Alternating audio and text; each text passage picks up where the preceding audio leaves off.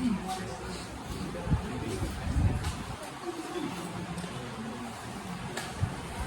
morning, everyone. My name is Abinjan Didupay. I will be presenting our group assigned topic for our group. So, it's determining the decrease in substance of bodies and report. So, first, we let us define report. What is a report? Everyone, please read. Many scholars have defined report as any informational work made with an intention to relay information or accounting certain events in a presentable manner. These are often conveyed in writing, speech, television, or film.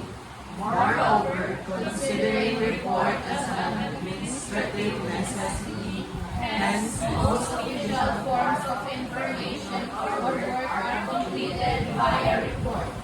Note that report is always written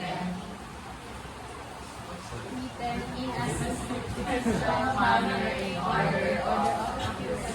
So, to put it simply, a report is a way to present information to orchestrate events in an organized manner. And it's typically written in a step-by-step order based on how events happen. So, remember that a key feature of a report is that it is formally structured in sections. So, the use of sections makes it easy for the reader to jump straight to the information.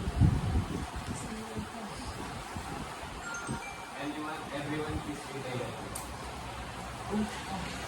Reports communicate information which has been compiled as a result of research and analysis of data and of issues. Reports share information that comes from studying data. They organize and present the results in a clear way to help others understand what was learned. So, a good report are documents that are accurate, objective, and complete. Right question. What are the different types of report writing? What are its purposes? Who are its target audience? How is a particular type of report being written? So these questions will be answered as I go through my report. So the first type of report is technical and business. Everyone please read. Technical and business. Disciplines with an applied focus such as engineering, information technology, commerce, accounting, and finance will set report writing assignments that simulate the process of report writing in industry. Assignments are set in the form of a problem or a case study. The students research the problem and present the results of the research in a report. So basically, technical and business is students get assignments to practice writing reports based on problems. Similar to what they do in their jobs, they study the problem and present their findings in the report. So remember that technical writing is a form of writing technical communication or documentation in science and technology or applied science that helps people understand a product or service. The second type of report is field report. So everyone please read again. Field reports are common in disciplines such as law, industrial relations, psychology, nursing, history, and education. These types of reports require the students to analyze historical observations of phenomena or events in the real world in light of theory studies. So some field report, in this report, students observe things happening in the real world and then explain what they saw using what they learned in class. Everyone please read the yellow box.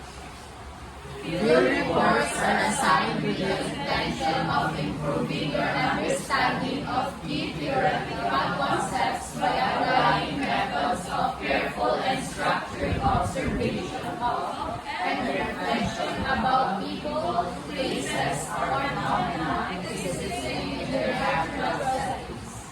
So So put it simply, it helps students understand important ideas by watching things in their natural environment. So everyone, please see the Field reports facilitates the development of data collection, techniques to students, and they help you to understand how to realize real world situations. Field reports are also an opportunity to obtain evidence through methods of observing professional practice that contribute to challenge existing norms. So it says that it helps develop observation and data collection skills, illustrating how theories apply to real situations. By observing professionals, students gather evidence that supports or challenges existing theories. So in writing, everyone please read the yellow box. Systematically observe and accurately record the varying aspects of situations. Always approach your field study with a detailed protocol about what you will observe, where you should conduct your observations, and the method by which you will collect and record your data. So to put it simply, it says that to carefully watch and write down different parts of what you see. Yun lang naman yun. Tapos, everyone please read the second box. Continuously analyze your observations. Always look for the meaning of underlying actions observed. Ask yourself, what's going on here? What does this observed activity mean? What else does this relate to?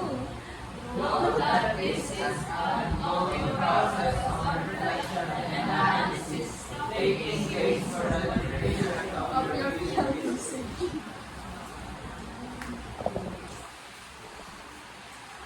Everyone please read the yellow box. Same lang. Keep mind value are observing. Recording what you observe should not be done randomly or half. You must be focused